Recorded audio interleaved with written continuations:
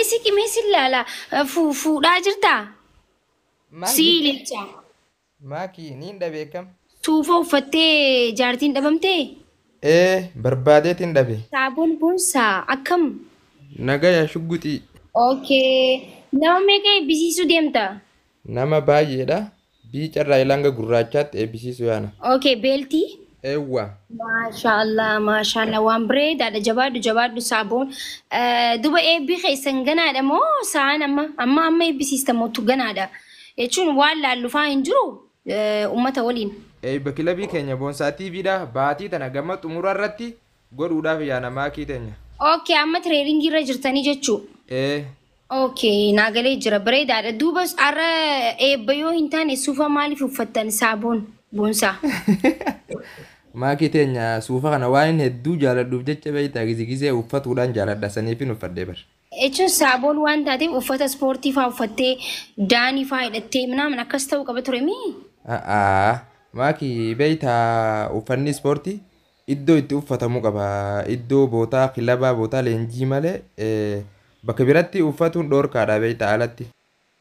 Naagalee akkas niin beeka garuu just amma barsiisaati yoo ijoolleen akkasii baatee rakkoo qaba malee barsiisaan akka namni gamas dhufuuf akkuma dooktarri tokko uffata uffatee akkas waa'ee yaalii haasa'utti atileen uffata uffatee waan sanirraa haasa'uu intervii ta'uu waan san ibsuu ni dandeessaa bar. Eewwa uffata ispoortii kaayadhee interviyuu irraa haasa'uu fi kana niin danda'a garuu uffata ispoortii kaayadhee kararraa yoon deeme hin ta'uu jechuu sun dhoorkaadha. Wanidha.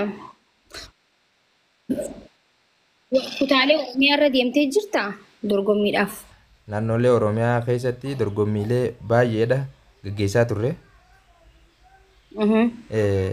Bulchiinsa magaalaa Wadaay bakka bu'uudhaan Baabilettis ni dorgomne waancaa ni galchine Dadar Haramayaa akkasuma Jimmattillee gaggeessine waancaa akkasi galchaa turre jechuu kilabiin keenya. Naagalee jira waradaa deemtanii jechuun waradaa jedhee kan qophaa'u miti? Kan waradaatillee ni jira. Ispoortii baay'een jaalladha achirraan immoo namoota ispoortii hojjetanii fi hojjechiisanillee hedduun jaalladha jechuudha. Haasa'uus ta'e natti tola sii galee sanumaa fi ati saaboonidha siin jechuun ITF keessatti barsiisaan saaboon jedhama miti? Si gaafadhe kutaalee Oromiyaa irraa eessa fa'aa deemtanii jiran si gaafadhe sanii fi jabaadhu bareedaadha dhugaa rabbi jabaadhu siin jechuu barbaada. Silaa amma guyyaa eebba keetii garuu yaa laayifii yoo nu dabarsite nuti tola isin laal. Ayyee laayifiidhaan isin bira ni geenya daawwattoota kee hunda biraan akka nuuf geessan abdii qaba. Tolee bakka rakkoon hin jiru.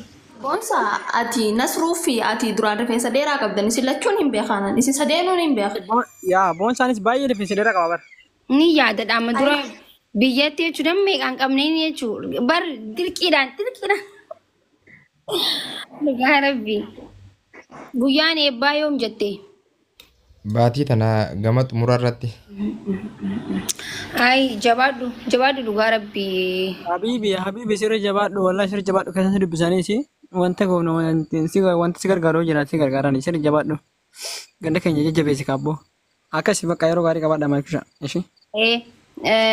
Bakka guyyaa eebbii kee guyyaa 2-3 hafee kootu beeksifadhu warri ijoolleen dhumuugaa jiran akka dhufanii sirriitti eebba sana hundi isaanii irratti hirmaataniif asirratti beeksisa siif goonaa jechuun laayifii irratti guyyaa 2 gizee hafuuf kootu mana kana. Ayyee maakisha. Boonsaa jechuun barsiisaa teekwaandoo yookiin ITFdha. Ijoollee hedduu leenjisiisaa jiraachumaan immoo eebbisiisuuf deemaa jira.